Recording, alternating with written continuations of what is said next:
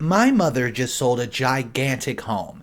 We're going to talk about how she got this home, but that's not the important thing. She's now begging our family for money, my brother, me, and others, because she blew through all that money, and this is exactly how it happened. A little backstory. My mom, who is on SSDI, top tier, almost $2,800 a month, has a very hard time budgeting. Last year, she decided to sell my grandparents' house on Oregon to move back to Seattle area. She got the house by having my grandma with dementia change the will and cut out her two siblings. So, she sells the house, and instead of buying a reasonable home, she has limited mobility and a bad prescription drug addiction, and she falls often. She buys herself and her 3 cats a 4,000 square foot home in a gated community. There was literally no money left over from the sale or acquisition of a new home. I'd had to help by paying for moving vans and helpers. Before this, she had a settlement from a slip and fall lawsuit of roughly $50,000, which she instantly rolls into a brand new 2018 Toyota Highlander. Then she backs into a tree and busts a taillight on a new car a few months after buying it. Goes to a dealership to fix the taillight. Decides she needs a brand new 2019 fully loaded Highlander with a tow package, which she has nothing to tow, so this is a mystery. She trades in her 2018 with 5,000 miles on it and takes out a $35,000 car loan. And this is on a fixed income, and she always has money struggles, so here is like $80,000 of car at this point. Excellent. She's constantly begging my brother, sister, and I for money. We are 38, 36, and 27, and all trying to establish ourselves in our lives, career, and financial security. I'm a stay-at-home mom with 2 young kids, who live off my husband's income as an apprentice tradesman, and have to be very frugal. We qualify to live in a low-income housing, and I always find ways to be resourceful, like donating our time and vehicles to help a local food bank, so we're able to get some food as well as help community. We don't own a home or brand new fancy cars, and if you take away rent and do the math for just us 2 adults, we live on less than her monthly SSDI. Yet, every month, she has a sad story about how she can't afford X or Y. She finally canceled her $175 a month TV plan. I've asked her more times than I can count to please not bring up money matters with me. I've offered to help her budget, but she refuses to help and only wants cash. Well, she brought up money the other day when she came up to our apartment to visit the grandkids. But really, she came up to pilfer the food bank. It's a transportation we do every Sunday before we drop a food bank off. Saying she did not have enough money to pick up her prescriptions. This is just after she told me she gets her prescriptions in the mail. I believe she has a drug-induced dementia from the 15 years of benzos and opiates. I told her I could spare $15 for gas money, but that was all. I explained we're a family of 4 living on 1 income, and we have a tight budget. I remind her she has had plenty of opportunity to save or spend her money more wisely. So she takes the $15 and goes. I get a call the next day of her crying, saying that the way I brought up her poor money choices was terribly upsetting. Pretty much making me out to be the villain and her the victim. This self-victimizing routine is her go-to. It's exhausting because I've done so much for her. I put my life on hold for 5 years after college to be her full-time caretaker. She fell and needed a hip replacement and got hooked on opiates. I could not hold down a job or any healthy relationships because I was constantly being called back home to get this or to get that for her. Take her to doctor appointments, etc. I could literally write a novel in all the ways I've helped her. I feel like this post is a novella. Anyways, Screw her for trying to make me out to be the bad guy. Because, well, I don't want to give her money to get extra prescriptions to fuel her addiction. Screw her for even putting it out there and begging my family for money when she has so much. And lastly, screw her for never respecting my boundaries, which I need to preserve for my well-being. After her sob story phone call, I was upset, and it took me a few hours to get my head on straight. I wasn't a good mom to my kids at the time, so to be a better mom to my kids, I'm putting old mom in time out. I need a break from her entitled self. End rant. Thank you, good night. Edit. Thank you so much for all the amazing responses. I'm on the verge of tears. It's been such a long, lonely path with my mom and I. Literally 0 peers which I can relate to. It's good to know I'm not alone. You are all the wind beneath my wings. Insert cheesy music. I've scanned the medical POA documents this morning and sent to her main doctor, and I'm finding the emails of the other doctors. I will submit claims for elder abuse relating to a few incidents, namely the car. I think this will be important in declaring her incompetent in the near future. I realize I've indeed been enabling her and am exhibiting codependent tendencies. I'm definitely driven by guilt. The need to be a good daughter, which I totally am and don't need to prove it again and again. I will have a lot to talk to my therapist about on Saturday. For now, the answer is no contact with her, so I'm able to heal and gather my wit/energy for the coming battle, pertaining to declaration of incompetence. I'm hoping with all my heart she decides to stop with the medicine and tries sobriety, yet my gut tells me she's not ready at this point, so I will protect myself in the ways that I can in the meantime. Okay, before I jump and start blaming the mom, I want to say my opinion on this story. Yes, she is in the wrong, but we have to remember I don't think she's mentally stable or mentally well, and she's going through a strong opioid addiction, which can be insane. There's one comment I would like to read which basically agrees with what I said. You're saying it, but perhaps not hearing yourself. She's mentally unwell, dealing with an addiction, cannot self-regulate, and may have dementia. You should perhaps sit down with the rest of your siblings and think about having her declared non-competent. She will obviously hate you for it, at least on days she remembers, but having her on a budget that matches her income and not legally able to enter in her contacts, I'll take a load off your siblings' mind, emotional well-being, and pocketbooks. Okay guys, let me know if you agree with that opinion of the commenter. Our next story we're going to look at is my sister-in-law tried to hijack my son's birthday for her gender reveal party. This is what happened. My husband and I have 2 children, both boys, now aged 11 and 14. My husband's younger sister now has 3 children, aged 7, 5, and 3. The year my youngest son, let's shorten to YS youngest son, was turning 4, he asked for a birthday party. He was not yet in school, so he did not know anyone but family, and there was no children other than his brother that were able to attend.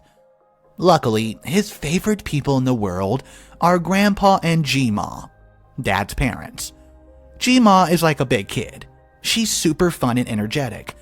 She acts much like a kid herself, and my boys adore her. I knew they were very busy, so I asked them several months in advance if they could attend his birthday party. The party was to be on his birthday. This is important. Being the wonderful grandparents they are, they agreed and requested that time off from their jobs. We also invited all close-by family, including my sister-in-law, the entitled mother of the story. Months go by, and it's now about a week and a half before my son's big day. I've bought the decorations, planned the menu, and pumped him up. I like to sing a final countdown song as I prepare breakfast in the morning. One afternoon, I receive a call from my sister-in-law, who's about to find out the sex of her baby. She's pregnant with baby number 1. She wants to plan a gender reveal party, but she's called her friends and family and discovered that most work and can't attend without several weeks' notice for their job. The only day everyone just so happens to have off is my son's birthday. Would I be willing to move my son's birthday party to another day so she can have her party? At this point, may bear mentioning that she already has 3 baby showers planned and has asked me to take food. Most people being asked to attend her gender reveal party were already attending multiple baby showers for her. I'm pretty friendly and passive. This caught me very off guard. I tried to gently tell her that my son was looking forward to this and we've had it planned for months, which is why everyone had off from work in the first place. She feigned sympathy but still urged me please to move my son's birthday party to a time they could later attend and let her have this open date for her party for her first baby while you already have 2. Besides, youngest son loves babies and would want to go to her party as well. He could still come to my party and see everyone he loves, and then get to do it all over again when everyone can request time off. I did not have time to gather a response as she steamrolled over me. Me saying, okay, if they want to go, I won't make them come to younger son's party, but I can't go to your party, we have plans. And her responding, thanks. I was angry. She had pulled this kind of thing with other people before, but she had always really loved my boys and never tried anything like this with me. I did not know how to react other than vent to my husband, who wasn't surprised at all and said not to worry about that, their dad would set her straight. Funny enough, I was talking to my husband when I saw him, future in-law calling my phone. I answered and he said that my sister-in-law had told him I had no problem with her hijacking my son's birthday, and I had insisted she have the party and everyone go to that instead of younger son's birthday. He said if this was true that he would attend her party, but he would way rather go to the party for the younger son. He'd already gotten presents and they were excited about celebrating a kid that's already here on this big day. I very happily told him that I was never going to cancel his birthday or make him sit through someone else's party on his big day. I mean, he's 4. I've been counting down on him for every single morning. What kind of monster would I be to cancel? I said that I told sister-in-law that people could go to that if they preferred, but that we would not be attending. He said that sounds about right and told her he's going to younger son's party, since he requested time off for that. And if she wants another party another day to give him notice, she canceled or, I don't know, never organized the party, and then she talked about me behind my back to anyone and everyone that would listen for years to follow. I swear it doesn't matter how many stories I read, the audacity of people and what they'll try always baffles me. I want to read a comment posted with an answer from OP. The comment states, imagine trying to hijack a 4-year-old's birthday. Glad it worked out for you and your son. Gender reveals can logically take place at any time before the baby's born, so she can just pick another day and give everyone notice. This is when OP replies, agreed. She had to have known for at least a month in advance when the sex of her baby would be revealed. The doctor always reminds you so you can plan to have your spouse there. She had notice, and just did not make the effort to plan anything. Okay guys, let me know exactly what you think of this or if you've ever been in a similar situation. Our final story of the day is about an abusive grandmother who force feeds the kid food until the point the kid is gigantically obese. This is exactly what happened, and exactly why the father did not stop it. My mother passed away when I was 1.5 years old. From then on till I was around 11, my care was entrusted entirely to my grandmother. That vile witch knew she had power over a defenseless little girl, and decided to abuse the hell out of it for her own amusement. My dad at the time was going through some legal and financial struggles. He married my stepmother when I was 4, but my grandmother would not let her cook for me. She threw tantrums and begged my dad to let her remain in charge of every aspect of my life. By the way, we're Indians, and in our culture, it's customary for elderly parents to stay with their adult children. So there was no escape for me. My stepmom would cook for my dad, stepbrother, and herself, and my grandmother would cook for herself and me. The food she made for me on a daily basis is something no responsible caregiver would allow a child to consume regularly. She cooked deep-fried, fatty food along with overly sweetened desserts. I hardly ever got to eat fresh veggies or fruits. For my school lunch, she gave me the same. On more than one occasion, my teacher expressed concerns over what I was eating. When my dad brought this up with her, she would put on an Oscar-worthy performance and would cry about how I was her baby girl, how she was doing the best she could, and how dare my father suggest that she wanted anything less than the best for me. My dad, at the time, was pretty spineless, so he decided to let her do as she pleased in order to maintain peace. As expected, I began to balloon up. By the time I was 8, I was already morbidly obese for my age. I could not run without running out of breath after a short distance, as I was not getting the required nutrients, only fried junk. I was also anemic. I looked huge but was actually quite weak. And of course, with my obesity came the ruthless bullying from my peers. I had no friends and bullies found me irresistible. My self-esteem was as low as it could be. I also had to stutter at the time, so you can imagine how fun school must have been. My grandmother, of course, placed the entire blame on me. She told almost every day that I was a fat and disgusting freak, that my stutter was a punishment from God, that I would never have friends, along with many other horrible things that one can say to break a child. My dad never intervened. His marriage to my stepmom was suffering. Grandma made a huge contribution to that mess. For about a year, my stepmom actually took my stepbrother and moved back with her parents. Can't say I blamed her. As I got older, I got fatter and angrier. At age 13, I was a ball of rage on legs. I began to realize what my grandmother has done to me. I knew what she's been stuffing me with for years, and it's what made me obese. I'd now taken to hitting her when she would mock me. I would punch her, kick her, and even drop constant reminders that her husband left her for her sister. She would bawl about it, how cruel I was, and I'd get punished. But I began to refuse the food that she would cook, and thus would cause her to bawl some more. My dad had too began to realize that my health would deteriorate to the point of no return if I kept consuming my grandmother's slow poison. He always reprimanded me very strictly for my violent outburst, but he did support my efforts to live healthier. However, losing all that weight was no easy task. I struggled for years, and finally as I entered my early 20s, I was a normal weight. Today, I'm super fly fit.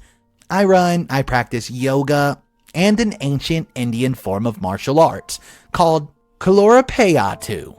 My grandmother too suffered the consequences of her poor diet.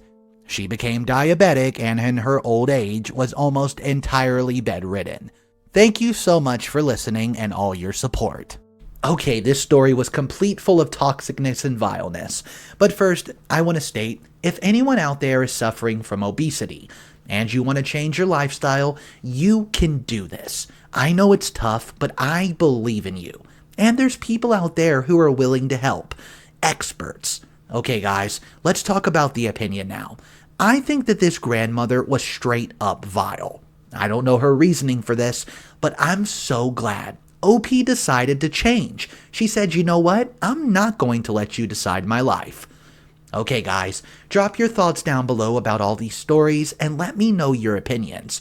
I hope each and every one of you have a great day, and remember, if you are suffering with anything, reach out to me, private message, comment, and we'll talk about it. Okay, have a great night, guys.